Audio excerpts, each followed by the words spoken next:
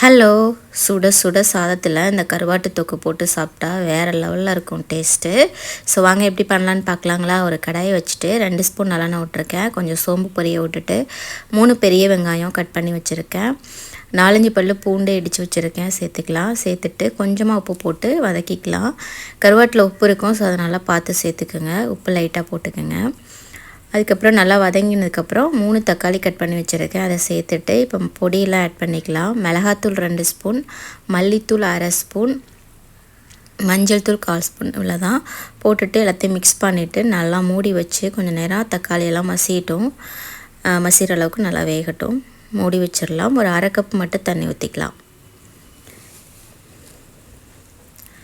So பார்த்திங்கன்னா நல்லா மசிஞ்சு வெந்துருச்சு. இப்போ நம்ம கழுவி வச்சுருக்க கருவாடை இது கூட சேர்த்துக்கலாம். நான் சுடு தண்ணி போட்டு நல்லா கழுவி வச்சுருக்கேன். சேர்த்துட்டு திரும்ப மிக்ஸ் கொடுத்துட்டு திரும்ப மீடியம் ஹீட்டில் மூடி போட்டு ஒரு 15 மினிட்ஸ் வேக விட்டோன்னா சூப்பரான கருவாடு தொக்கு ரெடி ஆகிடும்.